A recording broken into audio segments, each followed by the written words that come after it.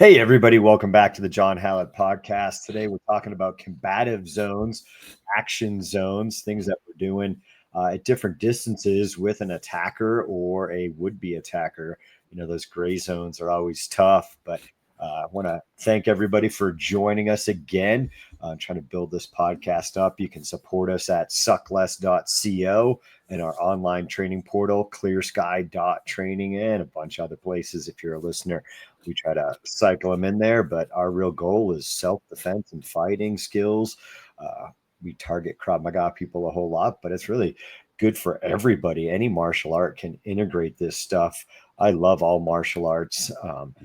It is, I think, a valuable thing just for feeling better. I think it fights depression, a lot of other things. Get out there and do some real stuff, do some hard things. It makes you better, challenge yourself. I still suffer through cold plunges mainly because it's the mental voice of fighting the voice of the excuse of not wanting to do it. But we've got Josh on here with me. How you doing, Josh? I'm fantastic, man. How are you? I'm doing great. If you don't know Josh, he is my go-to man, I guess you'd say. Wow. To social media. Yeah. Watches my Frenchies in a pinch. They're good dogs. I love the dogs more than I love most people. So I'm just gonna say yeah, you know, dogs aren't. There's just people are so difficult, and especially now. Actually, I'm just so annoyed at the cost of healthcare, and we're just going to let people in if you're an illegal. Oh no, wait, that's probably the wrong word. But F that. I'm sick of all this freaking crap. I've had enough. That you can come to this country and get better healthcare than me. It's ridiculous. It's just so annoying. And so a bunch of cities are getting a lot of demonstrations. So if you don't know self-defense now, you need to get in. You need to get in right now, Yeah, it's when you need that skill, you need it. It's just so frustrating sometimes that some people just want to deny that stuff. They just want to deny. They want the easy route, and man, then you're in trouble. Worst case scenario, you're in trouble, and you don't have the skills. And it's whether it's medical, just some basic first aid can get you a long way of having that knowledge. It's super important. So I want to recap from last week, power zones. It is really hard. Somebody even just today, I had the note from last week that I wanted to talk about it as a recap, but the power to speed, sometimes I'm going fast to a position to try to get the submission, but I'm not going with power on the actual submission or the actual punch. Bill said, I'd get confused because John would come at me fast and I would respond back fast, but I'm not hitting you hard. That is a real hard skill. It's, putting on the brakes, driving with a teenage driver, and they're coming up to that stoplight really fast. And are they actually going to stop? It's being able to stop at the stoplight, which, parents are like, I don't know. And it's tough. And, with a punch coming at you, it's just like a car coming at you. It's a little freaky. Just being, well, not even the car coming at you, just being in the car and going, oh my God, we're not going to hit the stoplight or the stop sign. So that's really tough. What do you think when you mix power and speed zones? Yeah, you just got to be really careful because we're here to train, to learn, not train to win sometimes. And if people don't understand where their power's at, they're always training to win and just go 100%. I got to train with some people recently that, they understood one power zone is either, or two power zones, 0 or 100. And what ends up happening is that you can hurt your partner, and that doesn't do any good for training. Like if you're constantly hurting those that you're trying to get better with, it delays the process. It stifles learning. Plus you're hurting your partner. You know what I mean? There's enough hurt going on in the world out there that I don't need to be doing it on the floor with people I'm training with. So, I'm feeling it today. I'm feeling it today because of that. Yeah. Well, it's something I've said, instructors have a hard time with that. And, I've been at Krav Maga instructor trainings and, they're like, whatever speed, generally it's like getting up there 60 to 80% speed, and people just, cannot regulate, the power aspect of, if it is hey, we're going fast, but we want to hit with 50% power, and you're going, geez, these guys are hitting me at 100%. Yeah. It's something that takes a whole lot of time. And I always say, err on a little bit less than what than what you're thinking. Yeah. We're all going faster than we think. It's slowing it down, not Yeah. going too fast, and recognizing when you got up on the throttle and, ooh, let me dial it down. I was kind of creeping up there. That can be something hard in like a different vehicle, especially if it's, it got better performance than your vehicle. You get in it. I get in my wife's car and I'm like, whoa, I'm going fast. Whoa. Slow it back down. Didn't realize I got going so fast because, it's not a Jeep Rubicon meant for off road. Like you're going fast in a Jeep Rubicon, you kind of know it. So, Throttles, just lay off the throttle when you need to. That's all. It's hard enough to do the technique slow, and it gets really hard when I have to do it fast. And most of the time I'll default to something else because it's coming on so fast that I don't know what else to do. Like, just dial it back. Like, I don't care if I always tell people it's video game tutorial speed to start. We'll ramp it up later. Let's just learn it. Let's just go. Yeah. Get it down. See the fight slow. All right. So today we're talking about combative action zones. What things that we're doing within these different zones. What do you think, Josh? You want to start at zone 4 and work in? I want to talk about zone 4 because that's the place where you're like a lot of decision making starts to happen. You know what I mean? This is where you start allowing people to get too close, and you've got to keep an eye on them. And that's the one that's hardest for most people, and myself, is just identifying out at that zone 4 whether something's a threat or not. And this is step 1 for me. Yeah, recognizing a threat. Yeah, that's really tough for people. Some people don't want to hurt somebody. Especially if you're talking about firearms. Like, I don't want to shoot you, but 15 to 25 feet, man, somebody can be on you, in a quick instant. It's really, really tough. You got to be aware. You got to be able to react at this range because it can close into zone 1, in a second. But I'm thinking, is this person gonna rush me? Do they have any weapons? Where are their hands? Is it an ambush setup? Right. Looking around, is it just somebody out there to distract my attention to somebody else? Yeah. And, those are all difficult things, especially when you start talking multiple attackers and the situation from there. We can lock in to people there. Yeah, and this is where it's a good time to start trying to figure out your pre-fight indicators, because you got to have that look, and you got to have that look again, and you got to train that over and over because it's really hard to take in all that information. Yeah, it can be really narrow. Yeah. And it scares me because it only takes 2 or 3 steps before they're on me, like on me. Even the short people. Yeah. Yeah. Taking that scan around. I mean, just what's around you alone, especially behind you is, the toughest. Anything in that behind the shoulder zone is really tough. That back 180 of, am I going to run into something? Can I retreat? Getting out of there, escaping is, easier said than done. The escape route might be forward being the best option. It's just so hard in that zone to determine what I should do, especially if you have 2 people in front of you. Yeah. But, good command presence, like, hey, what's going on? I mean, and again, sometimes not talking to the person is a good idea. Just being there and not looking like a target, not looking scared, not looking timid or sheepish.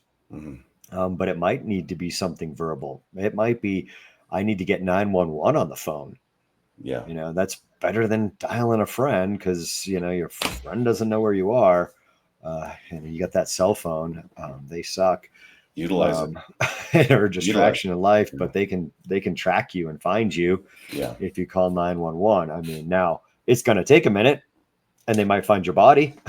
Helps on the way, though. Right. Helps on the way. For those people that don't want to train, make it easy to recover you. Worst case scenario, but you need those skills. But a lot of people, that's all. That's their whole skill. I called 911 and I'm going to sit and wait like a sheep. Like, forget that, man. Yeah. That's just not my personality. I want to No, protect myself, protect my family. I'll bite you to death if you're attacking me. Like I'll go until there's nothing left. Yeah. And it might be de-escalation, a call for help or somebody else around, getting some attention. But, it might just be some good tactical movement, Sure. getting behind something, whatever it may be, putting a car between you and that person, making it tougher for them to get to you. I mean, we could go on and on in that zone 4. And just like we've talked about before, these things are fluid. They can change in a second. You've got somebody that's really tall, really athletic. They're going to close that range faster than, the slow person.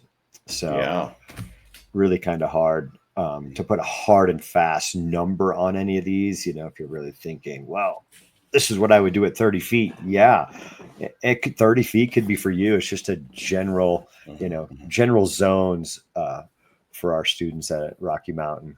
So zone 3, 10 to 15 fight, 10 to 15 feet, you're almost, at contact range, it's pre-contact. They're getting close. 10 feet is not a lot of distance between you and somebody else. Yeah. And if you can manage the zone 3 to zone 1 distance with good kicks and stuff like that, I learned quickly this weekend that the front kick is probably one of the most valuable tools in keeping somebody at least off of you before it gets really, really bad and they're on top of you. Like the front kick's pretty amazing. I mean, you can keep a lot of people at bay.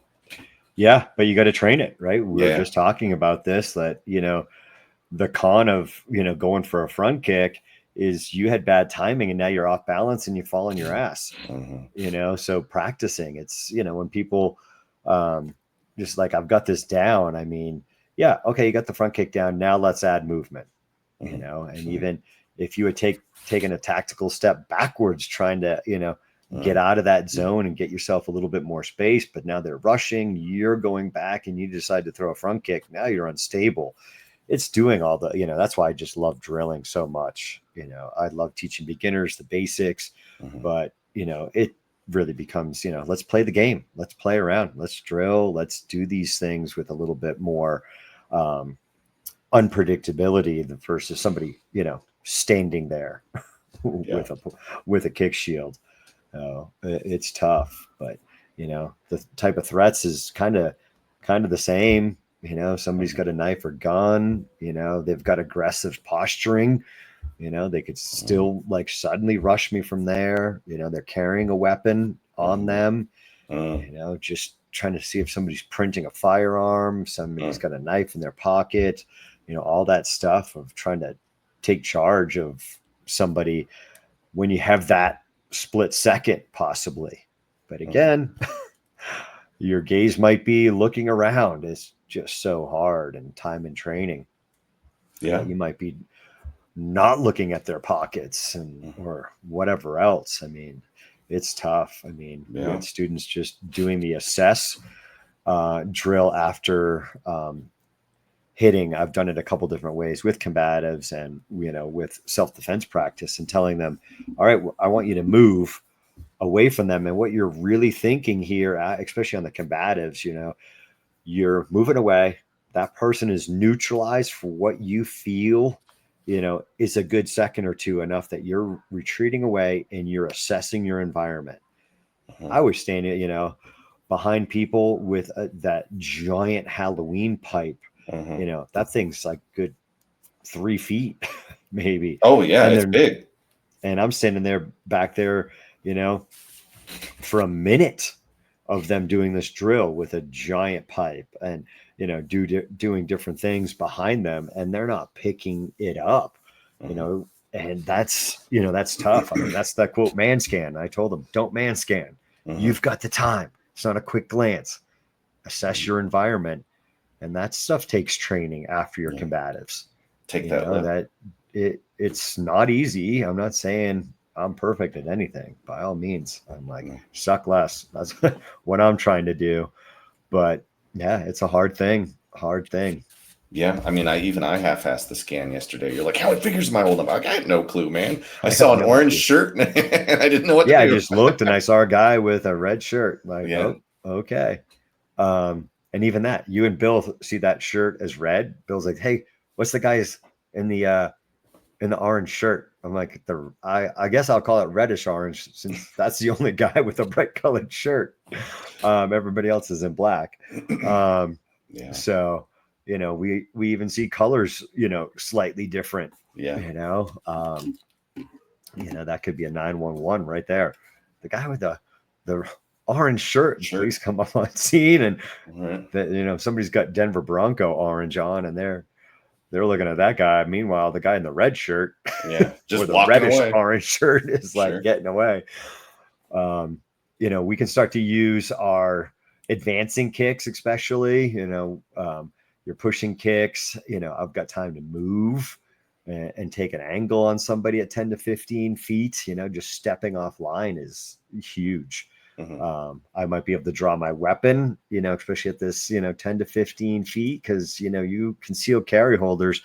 I was just watching a bunch of newbies the other day in our Citizen Defender program, and man, they're drawing on somebody in zone 1. And that is not a good time to be drawing on somebody that has intent with a weapon, especially. Yeah. So, that 10 to 15 feet in zone 3, you've got time, and, you've got time to try to move away. Can't always move away, but you do still have a little bit. You can try to control that distance.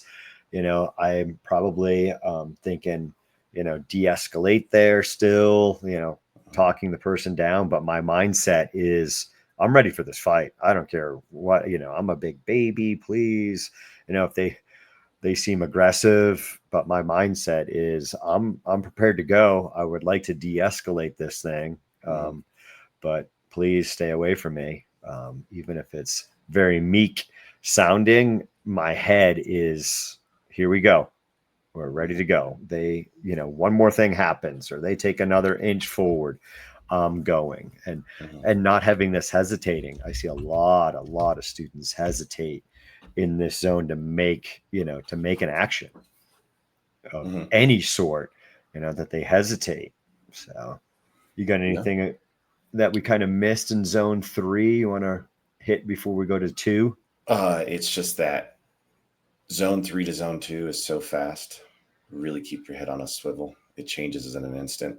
I find zone 4 to be really comfortable. Zone 3 is starting to get really uncomfortable, and then they're heading into zone 2, and it's time to act. Like it's time to act in 4, but man, you're behind the 8 ball when you're in zone 3, and then you're really behind the 8 ball in 2, and then zone 1's a nightmare. Yeah. So our zone 2, 5 to 10 feet, we're getting in that striking zone where, I've got to look out for them to punch me, kick me, knife attacks. They might shoot in and try to go for a takedown. Are they going for a weapon draw, whether it's gun, knife, whatever it may be, an improvised weapon of some sort that they've got on them. I've got to be aware of all that.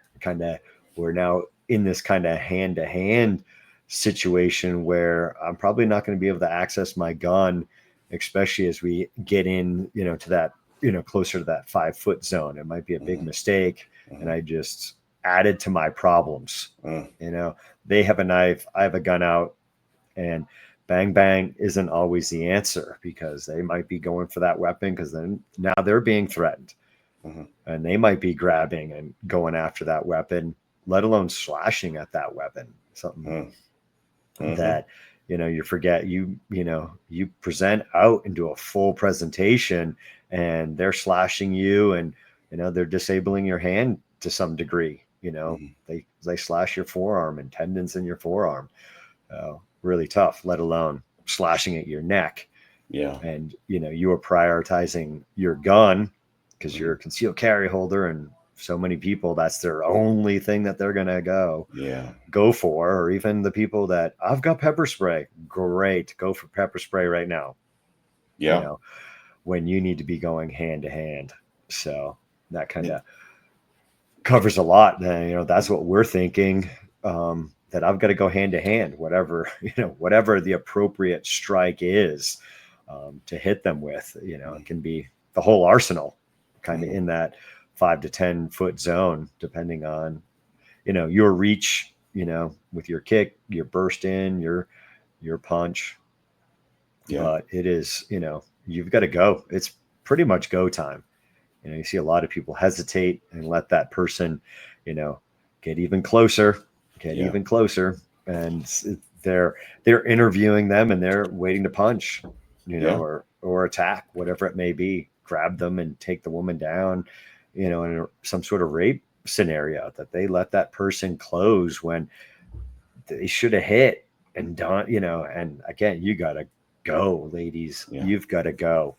There is no holding back on somebody that's trying to attack you. They're bigger, they're stronger, I don't know what the percentage is, but I would just, 90% of the time, or 99% of the time, that male is bigger and stronger than you, and you've got to be overwhelmingly relentless in your attack. It can't just be, I threw a straight punch, I threw a kick, I kicked him in the groin. You kick him in the groin and hesitate, they're on you. Yeah. That's, all you need to do is, I forget who told me that. It might have been like Jeff Jimmo. If some instructor says all you need to do is, they don't know what the hell they're talking about. All you need to do is kick him in the groin. I mean, how many times? Oh yeah, kick him in the groin. My mom told me to gouge him in the eyes. Well, that's great, but that's not all you need to do.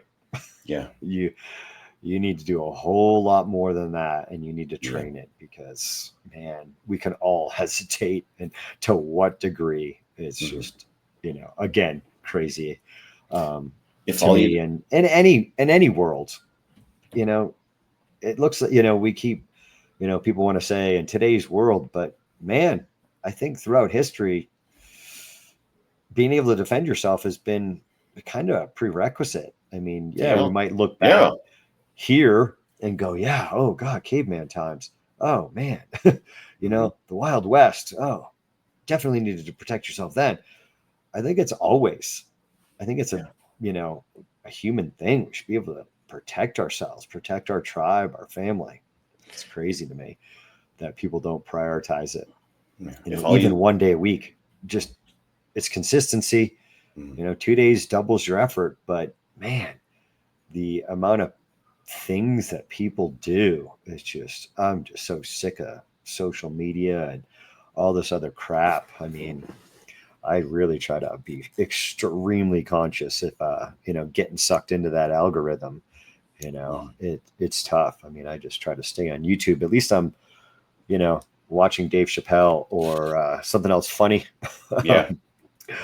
That, or trying to learn something, you can learn a whole ton. Like, listen to a podcast. There's, a ton of great stuff out there. I just sent my daughter to, a Joe Rogan with Kash Patel and Tucker Carlson. I'm going to forget the woman's name. She just wrote a book. I'll look at it for you guys. Really good story about being kind of diagnosed, being bipolar at age 13 or something in her journey. Jeez. Really, really good interview with Tucker. Her name is, come on, scroll. Jeez. It's like the dark truth about antidepressants. I was like, I have to listen to this. What is this woman saying? She's got a really good story. I'm only, I guess I'm almost halfway through the podcast. Come on, get to her name. Come on, John. I know, we're slow. It's the story of my life. I mean, I'm slow. You're slow. I am. Yeah, hey, as a Spotify. When I probably won't be able to. Laura Delano, I guess is her name. Delano. So, okay. But that's what caught my eye was that, the dark truth. I was like, let me listen to this. What is this woman saying? And she's got a very interesting story of her time. So, and it's that whole thing of like, should be getting better, Oh no, you're not better. Let's give you more drugs. Oh Okay. So That sounds there's scary. some stuff on like the, the gut biome and all these important things that drugs can do, or poor nutrition. So it's a good, worthwhile listen. There's a ton of, good stuff out there, but man, people get sucked into the dumbest crap. Wasn't I just yelling about Call of Duty, and just we were talking about men and things in Project Fit class. Men do this. Why would you guys want to, grapple? And look at the bruise on Josh's arm. And hey, why do you want to do that? I'm like, hey, like, would you rather have your guy learn how to defend yourself Yeah. or defend himself, defend you, or get on Call of Duty or go to the bar after work? And Right. I mean, the amount of dumb things people do and waste their time on. I mean, I guess if you want to, Cheers look like a really good environment after work. Yeah. That's a great. I would go hang out at Cheers. But like seriously, I mean, I'm like everything in moderation, here and there. But goodness gracious, it's crazy. All right, what are we on? Zone 1 to wrap this sucker up. Yeah. 0 to 5. Close clinch range. For those people like, what's clinch? Somebody can grab you, right? They're gonna grab you. They're gonna bear hug you. They're gonna take you down. They're gonna put a weapon on you. They can even headbutt you. We were just talking about, they're grabbing the back of the neck. Yeah. A lot of my European and South America, where you get a lot of soccer players. Man, that was, my European guys especially. They're like, oh, you get a guy grabbing you in the back of the neck and talking to you, hey, buddy, and like, boom, here comes a headbutt. Here, they're grabbing, they're controlling you. You let somebody in clinch range, and they're grabbing the back of your neck, back of the head, and they're just going to slam their head into yours and pull you in at the same time. You let somebody get hands on you. like how often are we go into somebody and putting hands on? I mean, some people are touchy feely, but I don't know you and you're putting hands on me. I don't like it. Yep. Tough. It's a no. Things get really hard to see, especially if somebody's going to knee you. The closer you are, a front kick gets really hard to see. The closer somebody is to you, it's tough to pick up.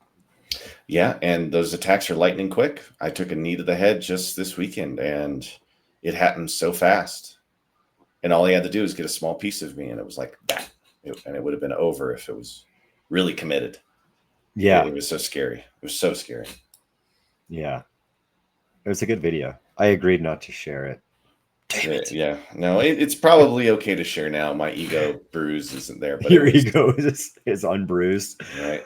It was, but it happened fast, right? Like once they get a piece of you and they're holding on, like everything is different.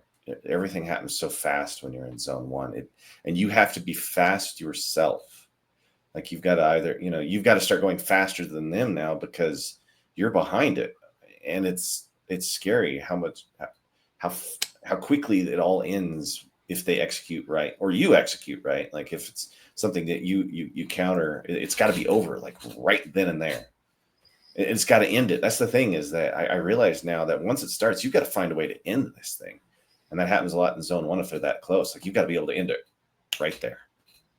Yeah, I mean, you are on the X, so to speak, and man, you've got to act, whatever it may be. I mean, all your close range weapons, headbutts, and hey, if you don't like headbutting a tie pad, maybe not your combative, but you're doing 25 headbutts practicing in class. That's different than 1. But if you're timid with that head and you hit wrong, just like a front kick, it's you did it wrong, out of context. Everything's got their pros and cons, and if you're hesitant to throw that headbutt, then maybe just keep it out of your arsenal and really work your elbows and your knees and controlling. I love headbutts. They're great, but they're an advanced thing in Krav Maga because people can't control their punch, let alone the freaking bowling ball of a head. And that can, you're doing a lot of damage with that. And if you're doing it right, you might not have, the greatest gaze of distancing because your chin should be down and you're looking down and they might move their head. Yeah. It's not super technical. Sometimes I think a hook punch is harder for people to learn than a headbutt, but the control of that weapon in practice is tough. But you've got everything there. You've got to be controlling. You got to be worried about, them shooting in on you. You trying to take them down. Is that the best answer right now? I mean, there's just so many things to consider there. They have that gun or knife. I better have a good redirect and a control. I better have some good clinch fighting now, because now you're in there close and you're trying to control a weapon. All those people, I'm just going to stay away, keep distance. You need that clinch zone. A lot of stand-up fighters like to just keep somebody at distance, but now you've got to have that close in tools and have a good clinch game and good weapons there and everything else. That you've got somebody with a gun or knife at that distance is just scary. And I just want to remind everyone, this is somebody attacking you too. Imagine when somebody's attacking you and your family. Like, the whole thing it's a game of mental chess that is so hard. You have to come in and train it. And if you go to our website now, we'll give you the 1 month free to join. So you should do that right away, especially if you're a new listener, because I cannot stress to you how important this stuff is, especially today. And as we move forward, like, you need it right now. You needed it yesterday, but today still works. Like, go, come in, let's go. If you don't start, it's like those excuses. If you don't start, you're just putting off another day. Every day you procrastinate. And, sometimes people look at videos or watch training of higher level people and think they can't do it. Family members will come into testing for advanced and like, I can't do it. Yes, you can. You can. Those people didn't start that way. No, they trained, and we wouldn't be in business in Castle Rock for 20 plus years now if we're beating people up. Yeah, it's doable. You've got to do that. People get in their heads and that they can't do things, and then just come in and watch other people. You can do it. Watch somebody older. I just had, I guess it was Monday that we had the two little girls, and, one little girl, is super timid, trying to warm her up. And, it's nice that there was another new girl, but then, one of our smaller girls came in, she's a green belt, she's confident. And I'm like, hey, look, that smaller girl over here is doing this class. You can do it. And she went immediately like, yeah, I'm bigger than that. Hey, I'm in third grade and you're in first grade, right? Kind of thing. Like, all right, okay, all right. It would have been unfortunate if a bunch of, older girls than her, taller or whatever, walked in and she gets, intimidated. It is, but you can do it. You just have to start wherever you're at. We have our ClearSky.Training portal. Get a friend and train 2 days a week. We've got all those videos. But if you're in Castle Rock, Colorado, Douglas County, get your butt in here and try it. We're all around self-defense. We don't specialize. The legal aspect of things. We had a good one this morning that Bill's got a new drill. I'm going to forget. Quantum leap. Off the show, that you're just boom, you're in a scenario. So we Bill did, hey, let's do gun out. I'm like, what do you want to train? Let's do gun out and let's go eyes closed. And you're just boom, quantum leaped into whatever's going on. Like somebody's right in front of you. It's tough. I was, had one that it was right in front of me, and I was just imagining that, I was assessing that. Boom, I turned around. There's a guy right there. I'm like, whoa, what am I doing? Pointing the gun at him. Hey, whoa. And he's not a threat. I liked the drill. Like, a couple of things were kind of hard of, whoa, I got quantum leaps and I'm now a surgeon. What the heck am I doing here? But, I did one to him, and I didn't really intend it to be what it did. I just, he was there with his eyes closed, and I had Justin just standing in front talking, kind of, non-threatening. He's got his gun out in Sewell position, and I give Justin a quick second and I bear hug him. And, within a quick second, he's cut it. He went and went to his knife. He went to his ClearSky Defender knife and was stabbed. I'm like, whoa. Holy mackerel, I'm getting stabbed here. And I said to Bill, like, hey, geez, I felt you weren't justified to go for that knife, because I was thinking what so many people will do is try to get somebody off. I was thinking, hey, here you are, you just shot a guy, whatever. And I'm thinking, you're a bad person. I'm going to hold you and restrain you. That happens so much. And I didn't really expect to get stabbed, but were you justified to stab me? What, where was your headspace? What went on? Hey, it's a second attacker. That's all he can think. And in his mind, he's justified. And, I just put my hands on somebody that was, just in a life-altering situation where they had to defend themselves. So craziness, and that whole 911 protocol that's coming up in the Clear Sky Defender curriculum here, and this string of podcasts that we're doing on everything that we do here at Rocky Mountain Self-Defense and Fitness and Clear Sky Self-Defense and Fighting online, or I guess it's ClearSky.Training. I'm going back to look for you guys what we're doing next. Training time hierarchy, where we're spending our time is next. And then on deck is the 5 elements of self-defense law. So some really good stuff. I guess what else we got coming up after that? Legal degrees of assault, visual and auditory reduction, failure rates in martial arts training, and that 911, what to do immediately after a self-defense instant is what's on deck. I'm sure I could come up with something else into this whole system here that I go, oh yeah, that's a whole different thing we didn't talk about. So, all right, Josh, thanks for joining me. One of us needs to be at the gym in 10 minutes. 3, 2, 1, go. All right, I'll see you there. I'll see you there. Alrighty, bye. Stop the recording, John. John, stop the recording. Stop the recording.